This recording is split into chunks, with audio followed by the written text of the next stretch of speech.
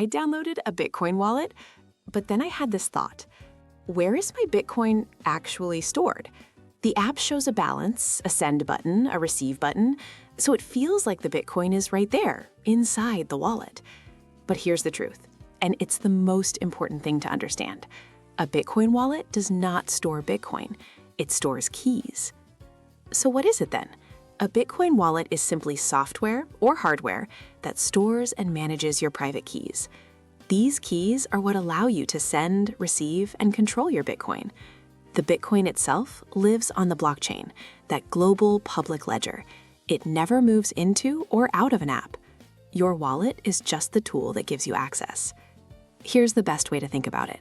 A wallet is like a keyring, not a vault. The Bitcoin is in the vault, the blockchain. The keys on your keyring unlock it. This means losing the app is like losing your keyring, not losing the whole vault, as long as you have the backup. Behind the scenes, wallets are doing all the heavy lifting for you, generating keys, creating addresses to receive funds, signing transactions when you spend, and then broadcasting those transactions to the network. All of this happens automatically. Without wallets, you'd be stuck using command line tools and managing keys manually. It would be a nightmare. Wallets make Bitcoin usable for everyone without weakening its core security. So let's be clear about what a wallet is not. It is not a bank account. It is not a digital box where coins are stored. It is absolutely not an exchange. And it's not something that can reset your password to get your Bitcoin back. A wallet doesn't hold the money. It holds the control. The real flow is this. Bitcoin exists on the blockchain. Your private key proves you own a piece of it. Your wallet protects that key. When you spend, the wallet uses the key to sign the transaction, and the network verifies that signature before updating the ledger. Notice, the Bitcoin never leaves the blockchain.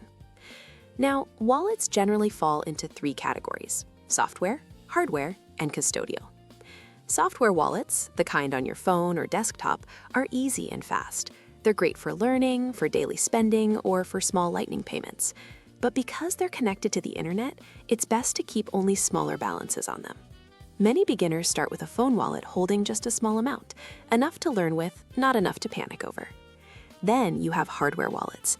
These are physical devices that store your keys completely offline. To send a transaction, you have to physically confirm it on the device itself. This makes remote attacks extremely difficult, even if your main computer is compromised. Think about it. When major exchanges get hacked, users lose funds because the exchange held the keys in a giant honeypot. With a hardware wallet used correctly, the keys never leave your device. You are in control. Finally, there's the big one to be careful of: custodial wallets.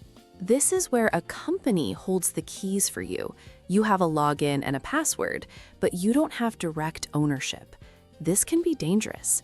Some platforms have marketed themselves as wallets while secretly controlling all their users' keys. When those companies collapsed, users learned the hard way that convenience had replaced actual ownership. They had a login, but no control.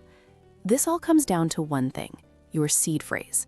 When you set up a proper wallet, it will give you 12 or 24 words. This is your master backup. It can be used to restore your wallet and all of your private keys on any new device, but you have to protect it. Anyone who gets your seed phrase controls all your funds. It cannot be reset. So much of the confusion comes from mistaking an app's interface for ownership, but the fact is, keys determine control. Bitcoin is on the blockchain, not in the app. Keys equal ownership, not the app itself. And an exchange is a custodian, not your personal wallet. So the key takeaway is this: a Bitcoin wallet isn't where your Bitcoin lives. It's the tool that proves your ownership and gives you the power to move it. It's where personal responsibility begins. Control the keys, control the Bitcoin.